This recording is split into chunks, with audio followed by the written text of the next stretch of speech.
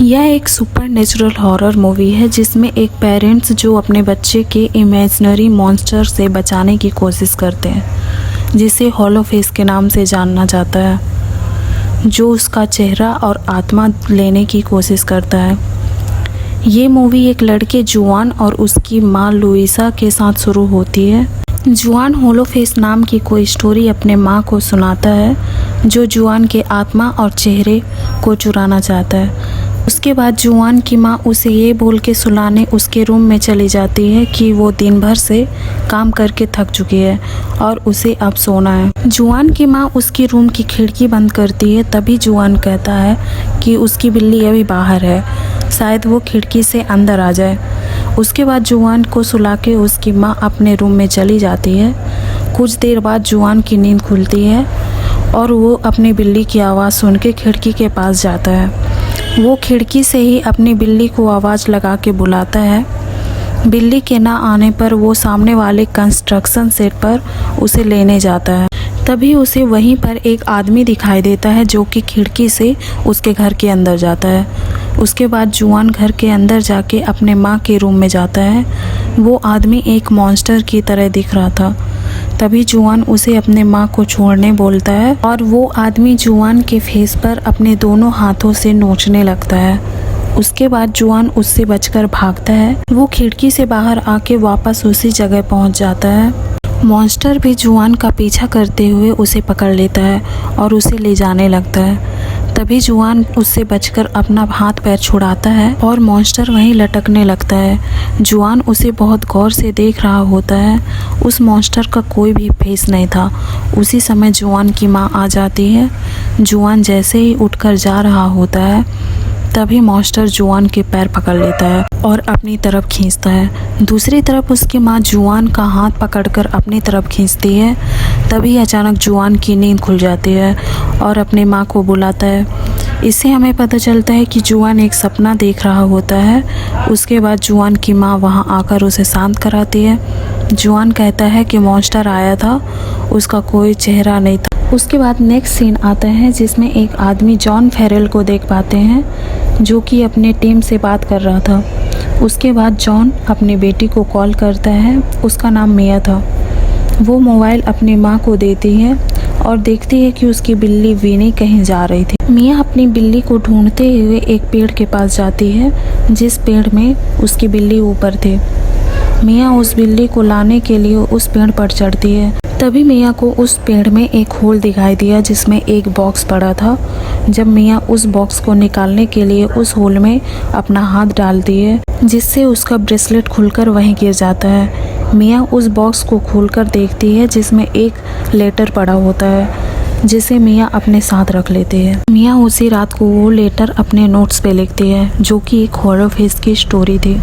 वो अपने नोट्स में लिखती है कि कई सालों बाद हॉलो फेस फिर से जिंदा हुआ, जो ना तो जवान था और ना ही बूढ़ा। उसका कोई चेहरा नहीं था। उसे एक लड़का याद आया जो बिल्कुल उसी की तरह था, और अब हॉलो फेस उस लड़के को किसी भी हाल में ढूंढना ही था। बिना चेहरे के उसके पास कुछ भी नहीं था। इतने में हम मिया को अपने क्लास में देख पाते हैं, जो कि अपने क्लासमेट को ये स्टोरी सुना रही थी। मिया ने स्टोरी को कंटिन्यू रखते हुए कहा कि हॉलो फेस ने एक योजना बनाया कि वो सबसे पहले बच्चे को उसके पेरेंट्स से अलग करेगा और बच्चे का चेहरा चुरा लेगा, और फिर सब हॉलो फेस से प्यार करेंगे। उसके बाद मिया ये स्टोरी सुनाते हुए चुप हो जाती है और कहती है कि मेरे पास सिर्फ इतना ही है। उसके बाद मिया के स्कूल की छुट्टी हो जाती है। उसी दिन मिया का बर्थडे भी था। उसने अपने फ्रेंड को इनवाइट करती है घर आने के लिए। उसके बाद मिया अपना बर्थडे सेलिब्रेट करती है और उसी रात में वो फिर से स्टोरी लिखना शुरू कर दिया था। वो लिखती है कि हॉलो फेस अब फिर से जाग चुका था, क्योंकि किसी ने उसे नाम से पुकारा था। कई सालों बाद अब वो फिर से आज़ाद हो गया था। हॉलो फेस को अब वो लड़का मिल चुका था। उसने एक खुली खिड़की देखी, खिड़की के अंदर घुसा और वो घर के अंदर जाने लगा। उसने एक लड़की को देखा जो अभी भी जागी हुई थी। हॉलो फेस उस लड़की के करीब गया। अब हॉलो फेस को उस लड़की को ढूंढना भूल गया और अब उसे लड़की का चेहरा चुराना था। तो उसने एक प्लान बनाया कि वो उस लड़की के रूम में छुप जाएगा और उसका सोने का इंतज़ार करेगा। और इतने में मिया डर जाती है और उसे ऐसा फील होता है कि उसके रूम के अंदर कोई है। उसके बाद जॉन मिया के रूम पे आता है और मिया कहती है कि उसे नींद नहीं आ रही। मिया को गुड नाइट बोल के जॉन वहाँ से चला जाता है।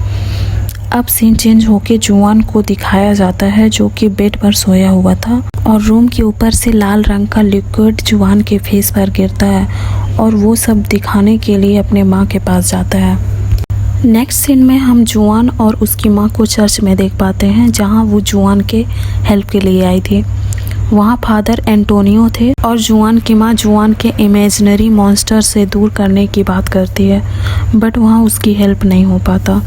वो वहाँ से चले जाते हैं। यहाँ अगर आप जुआन और जॉन फेरल में कंफ्यूज हैं तो आपको बता देती हूँ कि जुआन ही एक्चुअली में जॉन फेरल है, जिसने अपनी हॉलोफेस की मेमोरीज़ को एक पेड़ के होल में छिपा दिया था, जो कि वो स्टोरी अब मिया पढ़ती है और आधी अधूरी स्टोरी को पूरा करती है, जिससे मिया भी अब वो इमेजिनरी हॉलोफेस की स्टोरी में इन्वॉल्व हो चुकी थी। उसके बाद मिया को दिखाया जाता है जो कि अभी तक जाग रही थी। वो हॉल में जाती है जहाँ उसके फादर बैठे हुए थे और कहती है कि उसे नींद नहीं आ रही। उसे एक हॉलोफेस का बुरा सपना आया।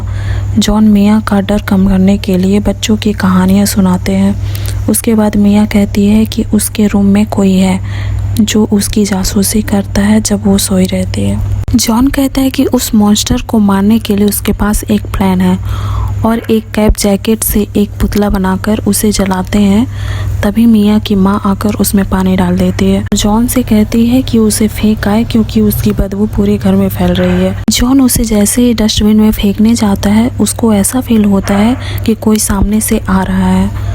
उसके बाद हम जुआन को देख पाते हैं जो अपने बेड के नीचे और पूरे रूम में चेक कर रहा था क्योंकि उसे फील हो रहा था कि उसके रूम में कोई है।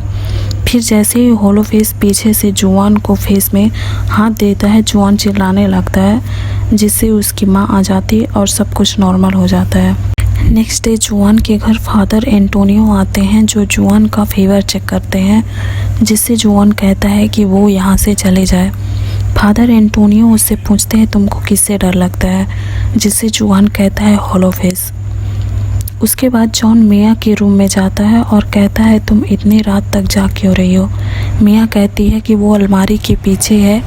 फिर जैसे ही जॉन अलमारी के पास जाता है, अलमारी के अंदर से एक ब्लैक जैकेट का एक आदमी आता है जिसका कोई फेस नहीं था और वो जॉन पर अटैक कर देता है। ये सब सुनकर मिया की माँ वहाँ आ जाती है, जिससे जॉन पुलिस को फ़ोन करने कहता है। उसके बाद वो आदमी मिया पर अटैक कर देता है और मिया का मुंह नोच लेता है और वहाँ से चला जाता है। उसके बाद मिया के रूम में पुलिस आ जाती है और वो रूम चेक करते हैं और कहते हैं कि वो दोबारा वापस नहीं आएगा। जॉन मिया से बात करने की कोशिश करता है पर मिया का मुंह से आवाज़ नहीं आती। मिया को डॉक्टर के पास ले जाया जाता है जहां डॉक्टर कहते हैं कि मेडिकली ऐसा कुछ भी नहीं है कि वो बोल नहीं पा रही है। दरअसल मिया किसी ऐसी चीज़ से डर गई है कि उसके रिएक्शन ने उसे बोलना बंद कर दिया। आगे जॉन घर पर अलार्म सीसीटीवी कैमरास लगा देता है। ये कैमरा मिया के रूम में भी लगवाया था। मिया फिर से वो स्टोरी कंटिन्यू करते हुए लिखती है कि हॉलोफेस उसके रूम में है। वो चिल्लाना चाहती थी पर उसकी आवाज़ नहीं निकलती। उसके माता पिता भी अब उस लड़की की हिफाजत नहीं कर पा रहे थे क्योंकि हॉलोफेस पहले से ही अंदर आ चुका था। उसने उसके रूम में एक अंधेरे कोने में ही अपनी जगह बना ली थी और वो जगह बहुत बड़ी थी और हॉलोफेस उस लड़की को अंधेरे में अपनी तरफ खींच कर ले जाता, उसके माता पिता से दूर, वहाँ उसे कैदी बनाकर रखता। फिर उसे अपना चेहरे की ज़रूरत ही नहीं पड़ती। वो उसे बुलाने लगा और उस लड़की के कदम हॉलोफेस को महसूस हो रहा था और मिया इतना लिखकर वो खड़ी हो गई। मिया को ऐसा फील हो रहा था जैसे वो अलमारी की तरफ खींची चली जा रही है। दूसरी तरफ जॉन अपने कमरे से उठकर मिया को चेक करने के लिए लाइव सीसीटीवी फुटेज देखता है और उसे मिया रूम में दिखाई नहीं देती, बस उसे कोने में एक हाथ हिलते हुए दिखाई दिया। जॉन जब मिया के रूम पहुंचकर देखा तो वहाँ हॉलोफेस मिया को पीछे से उसके मुंह को पकड़ रखा था। इतने में जॉन हॉलोफेस पर अटैक करता है और हॉलोफेस वहाँ से चला जाता है। मिया को हॉस्पिटल में एडमिट किया जाता है। नेक्स्ट सीन में जुआन की माँ जुआन को चर्च में लेके जाती है। वहाँ पादरी एंटोनियो अपनी कुछ प्रोसेस करते हैं। एंटोनियो जुआन से पूछता है कि वो कैसा दिखता है जो तुम्हें डराता है।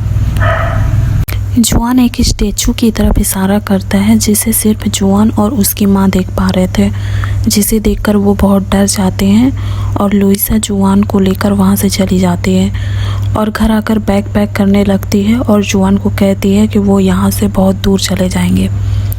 आगे हम जॉन को हॉस्पिटल में देखते हैं और वो डॉक्टर से बात करता है। डॉक्टर जॉन को कहते हैं कि यह एक ऐसा सिंड्रोम है जहां दो लोग एक ही विज़न को हॉल्यूसिनेट करते हैं और अपने इमेजिनेशन को रियलिटी में लाते हैं। उनका मानना था कि जॉन के परिवार छोड़ने से मिया को ठीक होने में मदद मिलेगी।